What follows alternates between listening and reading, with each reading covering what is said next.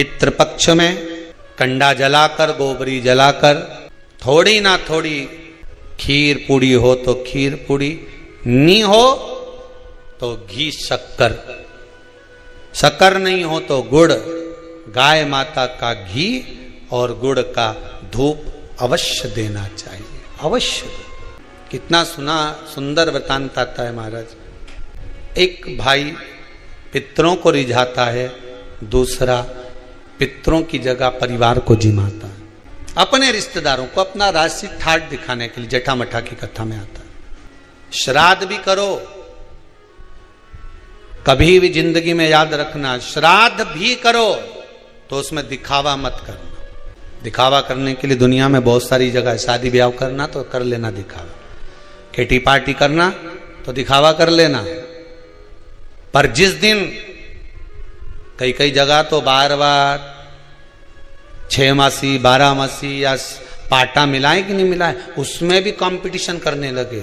श्राद्ध पाटा मिला रहे हैं, 6 मासी कर रहे हैं, 12 मासी कर रहे हैं, 13वां कर रहे हैं, 12वां कर रहे हैं, उसमें भी कंपटीशन। नहीं नहीं नहीं नहीं, पितरों का अगर कोई कर्म कर रहे हो, पूर्वजों का अगर कोई काम कर रहे हो तो उसमें बिल्कुल दिखावा मत करना। ब्राह्मण को भोजन करने बिठाओ तो उसके सामने भी दिखावा मत करना कि महाराज जी बताओ, तुम बता दो मैं जो बना लूं, हमारे यहाँ तो सब कुछ है, ने दही भी रखा है, ने रायता भी धरिया है, ने ये भी धरिया है, तुम बोलो तो सही तुम्हें क्या खाना है, सब ला के धर दूं तुम्हारे सामने, बोलो।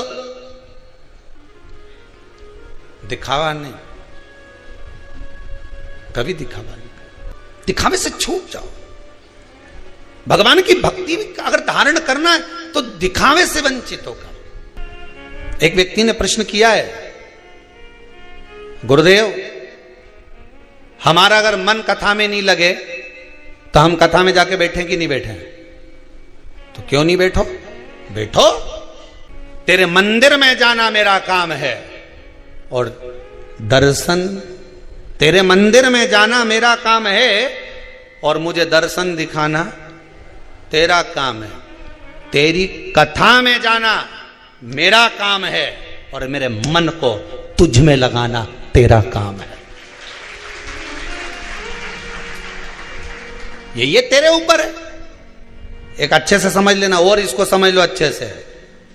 तुम्हारा मन कथा में लगे नहीं लगे, तुम्हारा मन मंदिर जाए नहीं जाए, मन से उस मन से मतलब रखो ही मत। तुम तो मंदिर में जाओ, तुम तो कथा में जाओ, तुम तो आस्था चैनल खोल कर बैठ जाओ, मन लगे नहीं लगे, मन लगाना उसका काम है। जैसे बहन बेटी, तुम्हारे घर की बहन बेटी मायके आए, अब उनके पैरावनी करना की का काम है? कपड़ा देना, लेन देन करना किसका काम है? भाई का। अब वो कर्जा करके लाए, चाहे अपनी पुरानी साड़ी निकाल के भाभी पहनाए, पैरावनी तो ये क्या करना है? तुम तो बस सब पहुंच जाओ मायके, उसके बाद साड़ी कौन देगी? अरे बोलो जम के, भाभी। कपड़ा कौन देगा? भाई।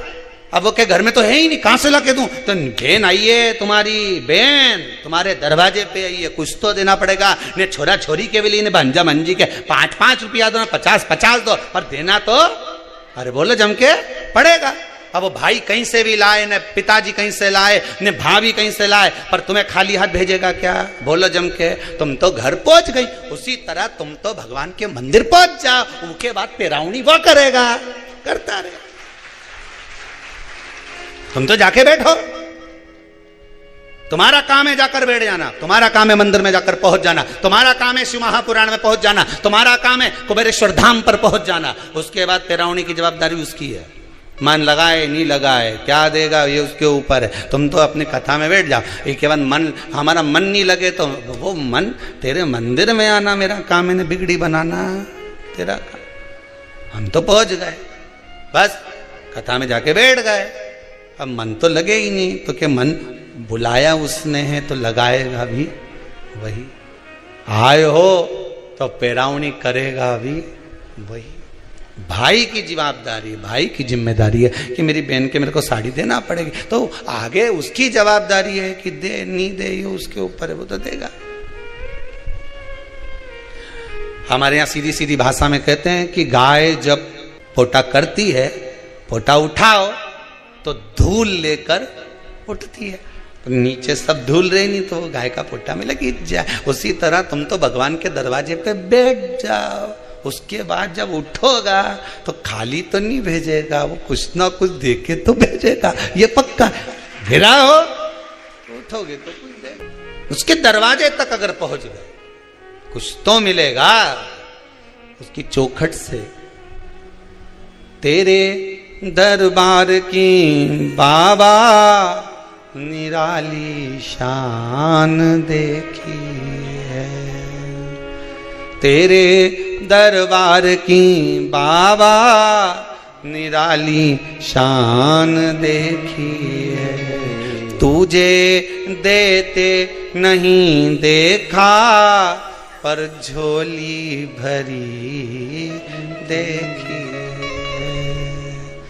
मुख दुनिया मोड़ेगी बाबा तू मुखड़ाना मोड़े। सारी दुनिया मुख मोड़ लेगी पर परमात्मा से अगर लगन लगाई है तो वो नहीं मोड़ेगा।